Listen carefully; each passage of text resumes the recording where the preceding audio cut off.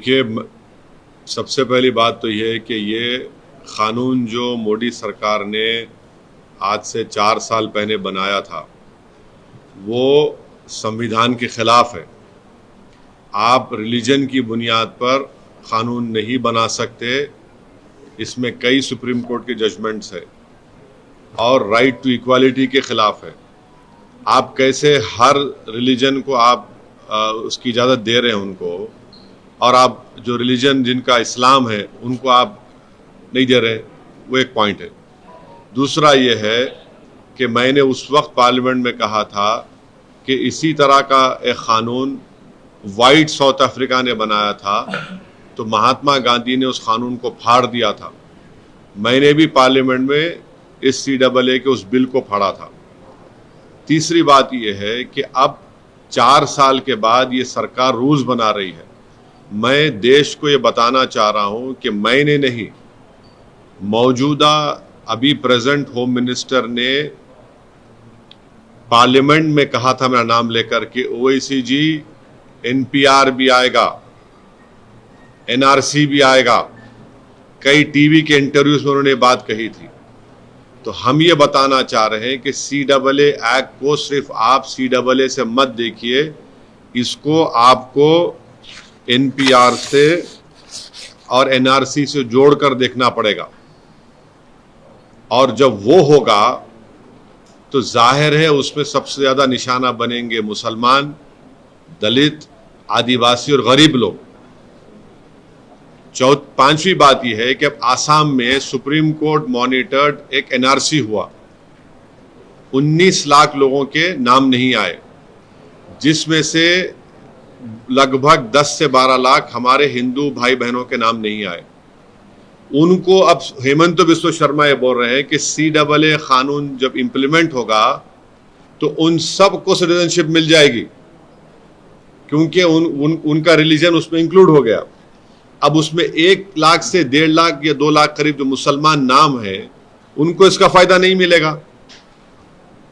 ये बताइए, ये नाइंसाफी नहीं है तो क्या है? हेमंत बिस्वा शर्मा ने कहा, बीजेपी के नेताओं ने कहा कि 19 लाख में जो 10 से 12 लाख जो हिंदू भाई बहन के नाम नहीं आए, उनको मिल जाएगा, पूरा सिटीजनशिप मिल जाएगी उनको। अब आप बताइए, नाइंसाफी नहीं है तो क्या है? छठी बात यह है कि भारत में सिर्फ 5% लोगों के पास पासपोर्ट है।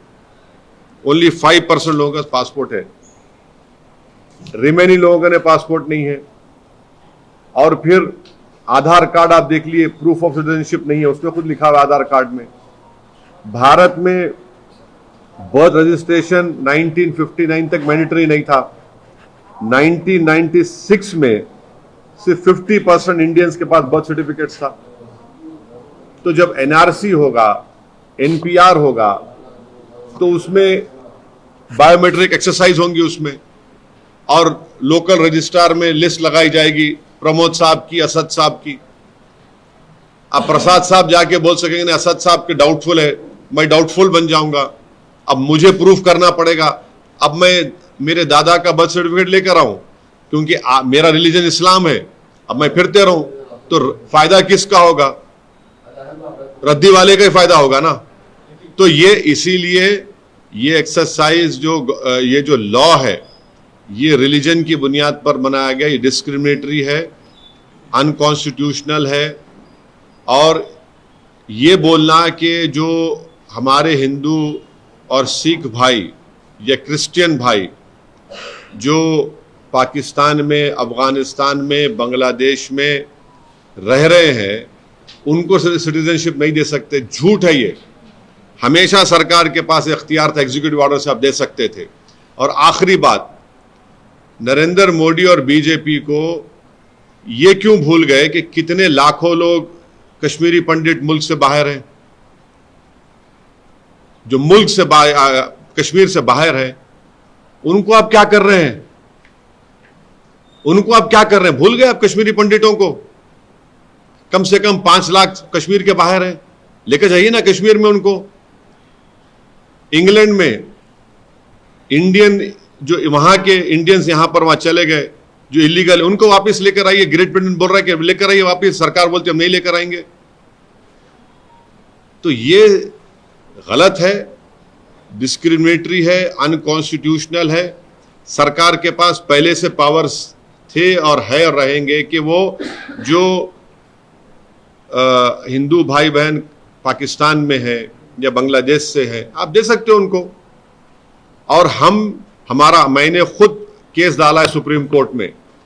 हम लोग जब CAA का हियरिंग हुई थी, हमारे लॉयर जनाब निजाम पाशा साहब ने स्टे की मांग की थी, तो गवर्नमेंट ने कहा था कि अभी हम रूल्स नहीं बनाए। अब जब रूल्स बनाए तो हम सुप्रीम कोर्ट में डालेंगे और इसके ऊपर हम कोशिश करेंगे कि सुप्रीम कोर्ट में जाकर इसको उठाया जाए इस मसले। एक बोलिए प्रसाद साहब। क्या ये चुनाव को लेकर के चुनाव अनाउंस होने वाले हैं, इसके मद्देनजर किए गए? बिल्कुल है, उसमें दो राय नहीं है, उसमें दो राय नहीं है। आप जब 4-5 दिन के अंदर इलेक्शन कमीशन ऑफ इंडिया अपने डेट्स को अनाउंस कर देगा 2 ECI के बन जाने के बाद, तो यकीनन ये चुनाव को सामने रखकर ये फैसला लिया गया है बीजेपी की तरफ से। सर खास करके हाँ बोलो। खास करके कल रमजान शुरू होने की उससे प्रधानमंत्री नरेंद्र मोदी ने इस चीज का ऐलान किया, ऐसा अब जाहिर है सब सारी दुनिया को मालूम कि कल तरावी की नमाज शुरू हो रही, रमज़ान का महीना शुरू हो रहा, तो आप लोग एक मैसेज देना चाहते थे भारत की सबसे बड़ी माइनॉरिटी को जो 17 करोड़ की है कि अब आप लोग कागज़ निकालने की तैयारी करिए। आप कुछ नहीं। Ma'am, sir, when you're talking about the CA and the implementation, you say now the rules have been given. Are you saying you'll approach the Supreme Court again and file a case? Our case is already in Supreme Court. When the last time when the Supreme Court was hearing this matter, the Union of India said that we have not yet made the rules. We had asked for a stay. The various parties have asked for a stay. Now, when the rules have been made, we'll definitely once again approach the Supreme Court. And I have contacted and spoken to my lawyer, Janab Nizam Pasha, and advocate on record, Janab Shamshad Saab also. Sir, इसमें ये लोग कह रहे हैं कि it will be completely online और कुछ भी paperwork इसमें नहीं होगा. It will be completely online and it will not take away anyone's citizenship is what. आप लोग, मैं आपको देश को समझा रहा हूँ कि CAA को आप सिर्फ CAA से नहीं, CAA को आपको NPR और NRC से जोड़कर देखना जरूरी है। क्या अमित शाह पार्लियामेंट में मेरा नाम लेकर नहीं कहे थे कि ओवैसी जी NPR NRC भी आएगा? क्या अमित शाह कई टीवी इंटरव्यूज में नहीं कहा था कि NPR NRC आएगा? जब CAB था, बाद में CAA हुआ, एक्ट हो गया, वो जब CAB बिल था, जब उनका ऑन रिकॉर्ड इंटरव्यू है, पार्लियामेंट में उन्होंने कहा है। तो ये सब एक धुआं है और ये कोशिश कर रहे हैं कि असल इनका मकसद क्या है कि देश में NPR हो, NRC हो। अब मिसाल के तौर पर आसाम में जो NRC हुआ, सुप्रीम कोर्ट मॉनिटर्ड, 1600 करोड़ रुपए उस पर खर्चा किए गए, 50,000 गवर्नमेंट एम्प्लॉयज ने काम किया और 19 लाख लोगों को कहा गया कि भारत के शहरी नहीं है, नागरिक नहीं है। अब मैं फिर से कह रहा हूं कि उसमें 10 से 12 लाख हमारे हिंदू भाई बहन के नाम नहीं आए। वहां के मुख्यमंत्री ये कह चुके हैं कि उन 10-12 लाख हिंदू भाइयों बहनों को बगैर डॉक्यूमेंट के CAA के तहत उनको सिटीजनशिप मिल जाएगी। अब जो 1 से 1.5 लाख जिन मुसलमानों के जहां नाम नहीं आए, वो तो एक्ट में नहीं आएंगे, CAA में, उनको तो फॉरेनर्स ट्रिब्यूनल जाना पड़ेगा। ये कौन सा इंसाफ है, बताओ मेरे को आप। यही तो हम कह रहे हैं कि जो आसाम में आपने सुप्रीम कोर्ट मॉनिटर कर लिया है, उसको आप देश में करना चाहते हैं। जिस देश में सिर्फ 5% लोगों के पास पासपोर्ट है, इस देश में बर्थ सर्टिफिकेट का कानून 1959 तक नहीं था। 1996 में सरकार ने कहा कि सिर्फ 50% इंडियंस के पास बर्थ सर्टिफिकेट है। ये फ्यूचर में सब तमाशे करना चाहते हैं। अगर मेरे ही देश में मैं स्टेटलेस बन जाऊंगा महज इस बुनियाद पर कि मेरे दादा का बर्थ सर्टिफिकेट मेरे पास नहीं है, तो फिर क्या मैसेज दे रहे हैं आप? आपका यही मकसद है। और बुनियादी फंडामेंटल बात यह है कि आप मजहब की बुनियाद पर कानून नहीं बना सकते। और हम पूछ रहे हैं कश्मीरी पंडित जो 5 लाख बाहर है कश्मीर, उनका बारे में कौन बात करेगा? सर कुछ सियासी खड़ा है जो ये कह रहा है कि इससे आम आदमी का कुछ खास तौर से लेना देना नहीं है। आप जैसे खास तौर से आपका नाम लेके कि वैसी जैसे लोग सियासी लोग हैं अपनी राजनीतिक रोटियां से। मैं क्या साइंटिस्ट नजर आ रहा हूं उनको? मैं क्या मोदी जी की तरह कोई फिलोसोफर हूं जो हर महीने में एक मर्तबा ज्ञान देते रहते हैं? फैक्ट है ना। आसाम में आपने किया, झूठ है क्या मैं जो बोल रहा हूं? आसाम में आपने किया क्या? अमित शाह ने पार्लियामेंट में नहीं कहा था कि देश में एनआरसी एनपीआर होगा? झूठ है वो। जब वो होगा तो क्या होगा बताइए? जब वो होगा तो बायोमेट्रिक डेटा लेंगे आप, लोकल रजिस्ट्रार में लिस्ट लगाई जाएगी, कोई भी जाकर ऑब्जेक्शन करेगा कि नहीं ये भारत का नागरिक नहीं है, अब सिलसिला शुरू, उसके बाद डाउटफुल सिटीजन मैं हो जाऊंगा। नहीं, उन लोगों का कहना है कि वैसी साथ भी चले तो रोहिंग्या और बांग्लादेशियों को नागरिक बनवा दें। मेरी बात चले तो मेरी बात चलेगी ना तो 5 लाख कश्मीरी पंडित को लेकर जाऊंगा मैं, जो 10 साल में आपने नहीं किया। 10 साल में आपने नहीं किया वो 5 लाख कश्मीरी पंडितों को। वो कौन सा रिलीजन है उनका? हिंदू नहीं है वो, भूल गए बीजेपी उनको। देश में ही अच्छा मेरा बस चले तो मैं पूछूंगा बर्तानिया से, भिजा दो भाई वो 10,000 इंडियंस को जो आप लोग रोक के रखे हैं। आप लेने तैयार नहीं है उनको।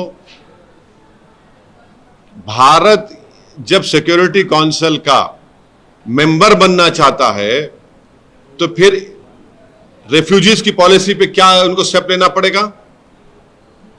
बोलिए हमको।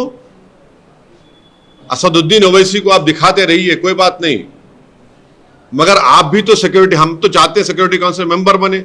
जब आप सिक्योरिटी काउंसिल के मेंबर बनेंगे तो ये सब करना नहीं पड़ेगा आपको।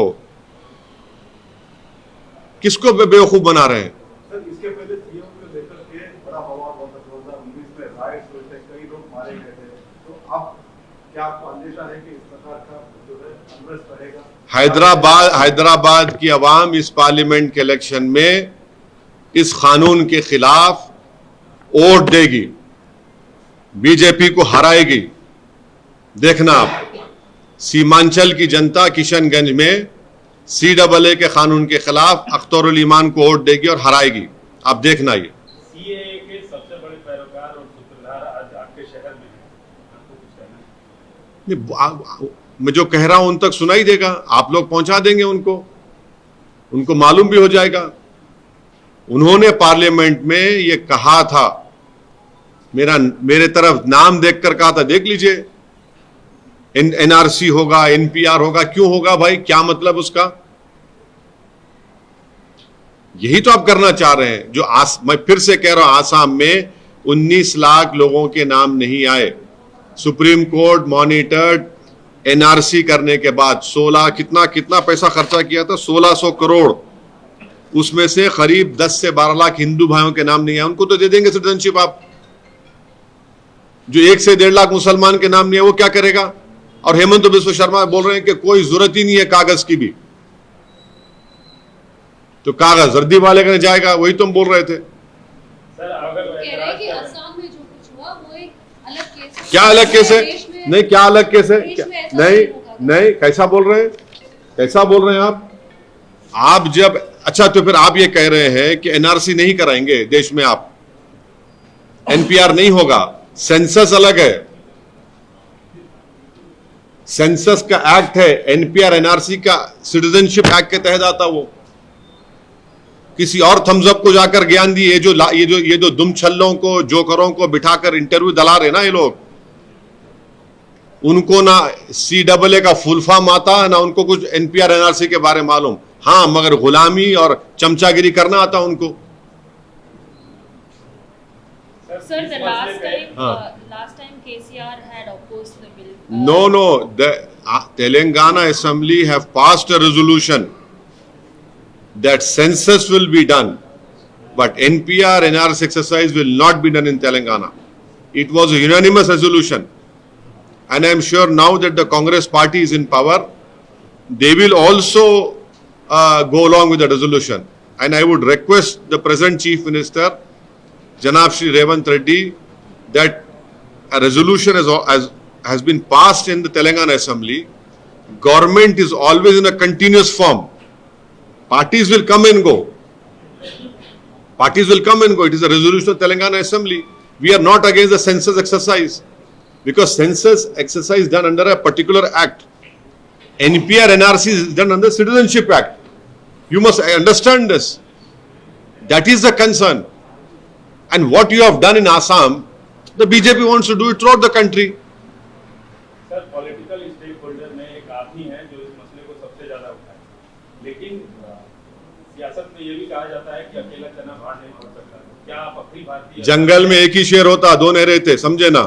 समझे ना? जंगल में एक ही शेर होता। क्या आप अखिल भारतीय स्तर पे like minded party, like minded organisation को एक साथ करके कोई मूवमेंट चलाएंगे? ये देखिए भाई, ये मसला पूरे देश का है। ये मसला सिर्फ पॉलिटिकल पार्टीज के हद तक नहीं है। बीजेपी, ये कानून अनकॉन्स्टिट्यूशनल है, मजहब की बुनियाद पर बनाया गया है। पाकिस्तान, बांग्लादेश के जो हमारे हिंदू भाई हैं, सिख भाई, अफगानिस्तान के, उनको आप सिटीजनशिप दे सकते हैं, लॉन्ग टर्म वीजा दे रहे हैं, देते रहिए, उसको कोई रोक नहीं है सिटीजनशिप देने से उनको। ये आप कानून इसलिए बना रहे हैं ताकि देश में फ्यूचर में जब आप एनआरसी और एनपीआर करेंगे, आप स्टेटलेस बनाना चाहते हैं भारत की सब 17 करोड़ मुसलमानों को। आप सुनिए, मैं फिर से कह रहा हूं, ये आपने आसाम में किया, सुप्रीम कोर्ट मॉनिटर्ड, जो 10 से 12 लाख हिंदू भाई बहन का नाम नहीं आया, क्या बीजेपी उनको सिटीजनशिप देगी? नहीं देगी। जो 1 लाख से 1.5 लाख मुसलमानों का नाम नहीं आएगा, सिटीजनशिप नहीं मिलेगी उनको। सर, आपके विरोध का रोड मैप क्या है? क्या आप विरोध का रोड मैप आपसे कह चुके हैं। अब चुनाव आ रहे हैं, हम हैदराबाद की जनता इस CAA कानून के खिलाफ वोट देगी, बीजेपी को हराएगी। क्या पोलराइज कर रहे हैं? अरे भाई साहब, मैं आपको बोल रहा हूं, इसमें पोलराइज कौन कर रहे हैं? पोलराइज तो बीजेपी कर रही है। 4 साल से आप नहीं किए। चुनाव जैसे आ गया, नरेंद्र मोदी को ख्याल आ गया कि भैया अब रोटी सेकने का टाइम आ गया, अब चलो अब गर्म करते हैं मामले को। एक मिनट, सुमित, सर, आप बोल रहे हैं कि स्टेटलेस बना देंगे मुसलमानों को आगे जाकर बोलकर, मगर अमित शाह ऑन रिकॉर्ड ये कहते हैं कि किसी मुसलमान का सिटीजनशिप इसमें नहीं जाएगा। देखिए, तो सुनिए, ये CAA को आपको NRC NPR से देखकर पढ़ना पड़ेगा, नंबर 1। सेकेंडली, ये आप रिलीजन की बुनियाद पर बनाए, जो भारत के संविधान के खिलाफ है, राइट टू इक्वालिटी के खिलाफ है। ये वो रीजनेबल टेस्ट को भी पास नहीं करता ये। और आसाम में जो 10 से 12 लाख हिंदू भाई बहन के नाम नहीं आए, अमित शाह उनको सिटीजनशिप देंगे? नहीं देंगे। बोलेंगे हम बराबर देंगे। वो 1.5 लाख मुसलमान का क्या करेंगे फिर आप? वही जब सुप्रीम कोर्ट मॉनिटर्ड आपके वहां पे एक्सरसाइज हुआ एनआरसी का आसाम में, वो पूरे देश भर में कराना चाहेंगे। क्या अमित शाह ने नहीं कहा पार्लियामेंट में खड़े होकर इस सरकार की तरफ से? कि आपके टीवी चैनलों पर इंटरव्यू में नहीं कहा उन्होंने कि एनआरसी एनपीआर होगा? हम सुप्रीम कोर्ट में, हमारा केस है, हमने हमारे लॉयर जनाब निजाम पाशा साहब से और एडवोकेट ऑन रिकॉर्ड जनाब शमशाद साहब से मेरी बात हुई है। हम सुप्रीम कोर्ट में जाएंगे ताकि इसके ऊपर हमको जाके सुप्रीम कोर्ट बोलेंगे कि जब तो आप गवर्नमेंट ने कहा था कि रूल्स नहीं बने, अब रूल्स बने, इसको देखिए। आसाम की जो बात कर रहे हैं, जहाँ पर जो है उनको सिटीजनशिप दे देगी करके कह रहे हैं, जिस तरीके से उनका कहना है, तो क्या उनका तो कहना ही यही है कि बाकी जो देश है वो तो मेजॉरिटी मुस्लिम ये है, तो उन लोगों को नहीं दिया जा रहा है। तो इसीलिए क्या ये मानकर चले कि ये 1.5 या 2 लाख जो मुस्लिम वहाँ पर हैं, जिनको नहीं देने की बात आप कह रहे हैं, क्या वो उन देश के आए हुए हैं और इसलिए उनको नहीं दिया जा रहा है? क्या ये तर्क सही है? देखिए, यही तो मैं आपको बताने की कोशिश कर रहा हूँ। सुप्रीम कोर्ट मॉनिटर्ड एनआरसी में 19 लाख लोगों के नाम नहीं आए, जिसमें 10 से 12 लाख हिंदू भाई बहन हैं, 1 से 1.5 लाख मुसलमान हैं। वो 10 से 12 लाख को सिटीजनशिप दे देंगे, 1 से 1.5 लाख मुसलमान क्यों नहीं देंगे आप? और उसको भी नहीं मानते बीजेपी वाले, बोलते और बढ़ के नाम आना चाहिए था मुसलमानों के। कैसा करेंगे? ये नाइंसाफी नहीं है तो क्या है बताइए फिर आप। ये जो 1.5-2 लाख है, क्या वो भारतीय बिल्कुल। नागरिक- अच्छा, वो तो 10 से 12 लाख भारतीय है, नहीं है भारतीय है आप नहीं, बोल रहे वो तो हैं। कह नहीं, आप बोल रहे हैं, नहीं नहीं नहीं नहीं, आप बोल रहे हैं 10 से 12 लाख भारतीय और 1.5 लाख नहीं है मुसलमान। यही तो मैं, यही देखिए, यही तो हम बता रहे हैं कि आपने जो कानून बनाया रिलीजन के नाम पर वो गलत है, वो बिल्कुल गलत है। सर, आप सुदूर स्टेट में जाके चुनाव लड़ते हैं, बिहार में, गुजरात में, उत्तर प्रदेश में। हाँ, आपके पड़ोसी राज्य आंध्र प्रदेश में चुनाव है, क्या उसमें पड़ोसी राज्य चुनाव है। आंध्र प्रदेश में चुनाव जो होने वाले हैं, विधानसभा के भी होने वाले हैं, लोकसभा के, हाँ, क्या वहाँ चुनाव लड़ेंगे? नहीं अभी कोई फैसला नहीं हुआ। जगन तो हमारा दोस्त है और रहेगा। तो आपका सपोर्ट है सर उनको? नहीं भाई, आप भी मेरे दोस्त हैं, दुश्मन है क्या आप मेरे? अपना काम आप करते, मेरा काम मैं करता हूँ। चुनाव सर नहीं, आप साथ नहीं नहीं नहीं नहीं, देखिए अब तक तो बीजेपी वहां पर टीडीपी से अलायंस कर ली। नहीं, सुनिए, सुन तो लीजिए। बीजेपी नायडू एक साथ आ गए और चंद्रबाबू नायडू ने नरेंद्र मोदी को टेररिस्ट कहा था। निकाल कर देख लीजिए, हम झूठ नहीं बोल रहे हैं, निकाल कर देख लीजिए। और फिर बीजेपी वाले हमको बोलते ये आतंकवादियों की सपोर्ट करता है। आप देखिए, क्रोनोलॉजी समझिए आप, अजीब मामला है। अब बीजेपी नायडू लड़ेंगे तो क्या ऑप्शन बचता है आंध्र प्रदेश के माइनॉरिटीज जिसमें दलित्स और आदिवासियों के पास? क्या वो बीजेपी और नायडू के अलायंस को वोट देंगे क्या? तो आप जगन नहीं सुनो, देखिए आप ऐसा डोंट जंप द गन, सुन ले तो लीजिए। तो ये बात है। Sir, so if Naidu hadn't come in alliance with the BJP, do you think there would have been a fighting chance for the minorities? That's what you're No, trying no. to say.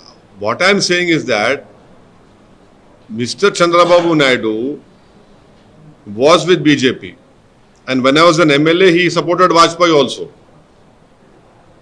So he has been consistently playing footsie with BJP. When he supported Mr. Narendra Modi to become the Prime Minister in 2014, when he left Mr. Narendra Modi, he called him a terrorist. Now he has again rejoined BJP. So the Muslims, Dalits, Christians and Adivasis of Andhra Pradesh will play a very decisive role now. Sunni will play a very decisive role. You will see what will happen. Sir, Haryana की political situation, हाँ, जियो मैं election लड़ा तो B team हो जाता हूँ, और कोई सुनिए और कोई बीजेपी से अलायंस कर लेगा तो दूध का धुलावा रहेगा। हाँ, ये सुन तो लीजिए, जो नरेंद्र मोदी को इस तरह के अल्फाज इस्तेमाल करा, हाँ, आप उसको बिठा के चाय पिला रहे हैं। और जो CAA का कानून बना रहे हैं, क्या वो आंध्र प्रदेश पे नहीं होगा? क्या देश में अगर NPR NRC होगा तो आंध्र प्रदेश में नहीं होगा क्या? आंध्र प्रदेश में भी होगा। सर, सबसे इंटरेस्टिंग सवाल हैदराबाद। नहीं, आप हमेशा इंटरेस्टिंग करते हैं आप। हैदराबाद के लिए नहीं मेरे बीजेपी ने कैंडिडेट उतारा है डॉक्टर माधवी लता को, और वो ओल्ड सिटी में आपके इलाके में घूम रही है, बोल रहे हैं कि आपने डेवलपमेंट नहीं किया, आपने मुस्लिम यूथ को जानबूझ के बेरोजगार रखा, अपने वोट के लिए इस्तेमाल किया। इस पर क्या कहना है? हाँ, उन्होंने भी कहा कि वोट में जो है ये हो रहा है, रिगिंग हो रहा है। देखिए, कोई भी लड़े मेरे खिलाफ, लड़ना तो है किसी को। अब मैं कहाँ दिमाग लगा के बैठूं? मेरा काम इलेक्शन। आरोप लग रहे हैं। अरे आरोप तो लगते ही है ना। आरोप कब नहीं लगे मुझ पर? नई बात क्या है? आरोप तो लगते रहेंगे। लगाइए आरोप। कौन कह रहा है आरोप मत लगाइए? लगाइए। आप मुझे देखते ही चेहरे पे दाढ़ी, सर पे टोपी, तो वही आरोप लग जाता है। देखिए ये कर रहे हैं। नहीं, वो तो असद भाई करके ही आपको। अरे बहुत अच्छा है, बहुत अच्छा है। सर, हरियाणा कोई तो कैंडिडेट होगा ना। सिचुएशन पे आप क्या कहेंगे? मेरे को नहीं मालूम उस बारे में। In your view, what should be the way to categorize illegal migrants? Are you saying that Ahmadiyyas and Rohingyas should be given citizenship if they don't have proper documents without any religion? You see, first of all, please remember, the non-refoulement policy, we are not a signatory, but we have always accepted it. And if refugees come to India, UNHCR card is given to them. Then a long-term visa is given. This law, which has been made on the basis of religion, is unconstitutional. It violates right to equality.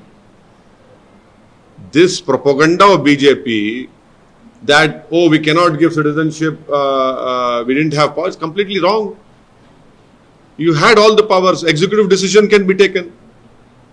Who's stopping you from doing that? And why are they not taking the 5 lakh and odd Kashmiri Pandits to Kashmir? Why are they not bringing back those 10,000 illegal Indians who are in Great Britain? वापस लाइए ना उनको आप, वो भी नहीं ला रहे वापस उनको आप. But why are you linking it to NRC and? Yes, because it is part of the Citizenship Act. But that hasn't been. No, please understand. Census is under Census Act. The NPR NRC is done under the Citizenship Act, and it has been done in Assam, for example. No. Look at the Citizenship Act 1955. Then it talks about various things, National Register. So these are all NPR, NRC are part of the Citizenship Act. So how can you not relate to it? It is part of that. Sir आखिरी सवाल, आप मेहनत तो बहुत करते हैं, हम आज ही के दिनों में हमने देखा कि आपने जबरदस्त एक्सरसाइज का वीडियो है, जी। तो आप ज्यादा एक्सरसाइज कर रहे हैं इस चुनाव के लिए? नहीं, उससे इसको क्या करने का है? आप जो वजन उठा रहे हैं, जो दिखा रहे हैं, तो नहीं वायरल हुआ है। नहीं, वो आप देखिए, वो एक्सरसाइज तो आपको भी करनी चाहिए, आपकी शुगर कम हो जाएंगी. आप करते नहीं है.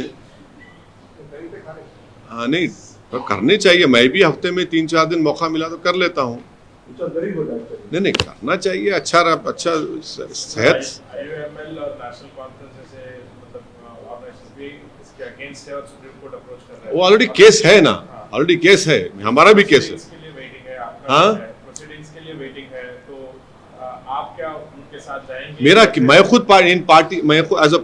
खुद केस डाला हूँ मेरे नाम से सुप्रीम कोर्ट में. और इंडिया जो मीटिंग होने वाली है उसमें ये इशू को रेस करेंगे बोल के IUML वाले कह रहे हैं. मैं कैसा बोलूं? मेरा ताल्लुक ही नहीं है उससे.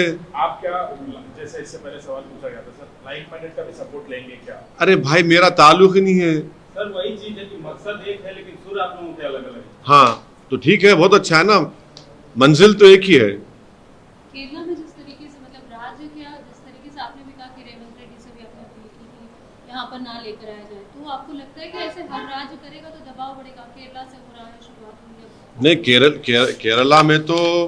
केरला तो पहला स्टेट था जिसने, माफ करना एक मिनट, जिसने इसके खिलाफ जो है एक बाज़ाब्ता उन्होंने ऑर्डर पास कर दिया था.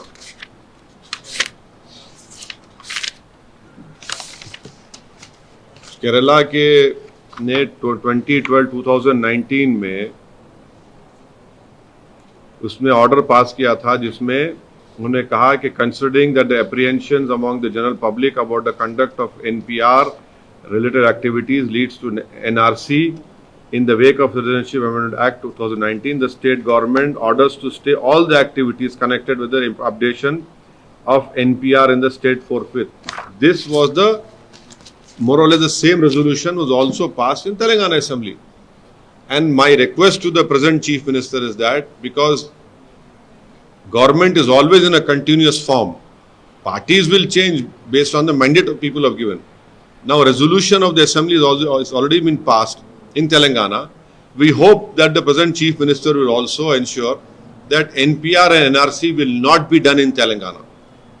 Census has to be done, but NPR and NRC will not be done because the resolution has been passed, and even the Congress party as a party at that time, when KCR was CM, that supported this resolution. मेरा सवाल ये था कि क्या इस तरह से राज्य, अलग-अलग राज्य जो NDA से नहीं जुड़े हैं, क्या वहाँ के अगर जो भी CM है या फिर सरकारें ऐसे करेंगे तो दबाव बढ़ेगा? आपको लग रहा है कि CA के खिलाफ अपनी आवाज उठाएंगे तो? करे तो बहुत अच्छा है. नहीं करे तो बहुत अच्छा है, करना चाहिए। कोई भी परसिक्यूटेड हिंदूज, क्रिश्चियन, सिख्स को सिटीजनशिप देने के खिलाफ कभी था ना कभी रहेंगे, मगर ये कानून जो आप बना रहे हैं इसको आपको एनआरसी एनपीआर से देखना पड़ेगा। यू कैनॉट इग्नोर इट कि ये जो एनआरसी होगा, एनपीआर हो, एनपीआर एनआरसी होगा, इसे जोड़ के देखना पड़ेगा आप।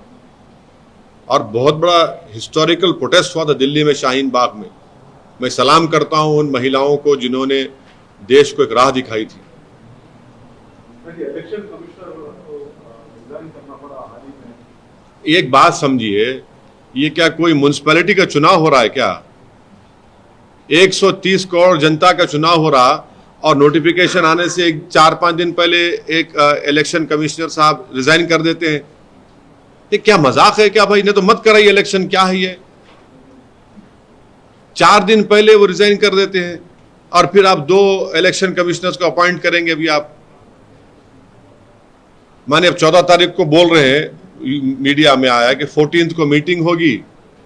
जाहिर है गवर्नमेंट के पास मेजॉरिटी है। जो गलत कानून है, जो सुप्रीम कोर्ट के डिसीजन के खिलाफ आप बना रहे हैं, तो माने 2:1 पे आप 2 लोगों को बना देंगे। दूसरे दिन शायद हो सकता है प्रेसिडेंट उसको एक्सेप्ट कर ले और 1 दिन 2 दिन के बाद आप अनाउंस कर देंगे। कैसे क्या है ये तो काफी अजीब है। सर, पिछले हफ्ते प्रधानमंत्री जी यहाँ पे थे तेलंगाना में और कई सारी जगह भी वो मतलब विजिट कर रहे हैं और इस बार 400 पार बोल रहे हैं और 370 is the target is what they are claiming. So मतलब बोल चुके हैं कि इलेक्शन से पहले ये लेके आया गया था गर्म करने के लिए, तो मगर वो तो कह रहे हैं कि हम डेवलपमेंट पे जा रहे हैं, 11 लाख करोड़ इंफ्रास्ट्रक्चर के लिए हम एलोकेट किए हैं और हम दे भी रहे हैं स्टेट्स को। एक बात सुनिए, हम प्रधानमंत्री क्या बोलते हैं? हम दूसरी बड़ी इकोनॉमी बन जाएंगे बोलते ना, क्या तीसरी बड़ी बन जाएंगे। पर कैपिटा इनकम में हमारा पोजीशन कितना है? 152 पर कैपिटा इनकम में। भाई 50 पे तो ला लीजिए आप, तीसरी बड़ी इकोनॉमी बन जाएंगे। अरे भाई पर कैपिटा इनकम में 150 पे नंबर पे हम लोग। बेरोजगारी आप जैसे नौजवानों का मुखद्दर बन चुका है। इन्फ्लेशन देख लीजिए, कीमतों को देख लीजिए, तनख्वाहें कम हो रही हैं। इस पर कौन बात करेगा? इस पर क्या उन्होंने क्या बताइए बीजेपी ने? कल गृह मंत्री अमित शाह ने आपके अभी शहर हैदराबाद में भाषण दिया है, बोला है कि 3 पार्टियों एक ही हैं और कांग्रेस और बीआरएस मजलिस का एजेंडा बुलंद कर रही है। कांग्रेस और बीआरएस मजलिस का एजेंडा चला रही है। मेरा एजेंडा चला रहे हैं। मेरा एजेंडा क्या है? मेरा एजेंडा यह है कि तीसरी मर्तबा देश के प्रधानमंत्री नरेंद्र मोदी ना बने।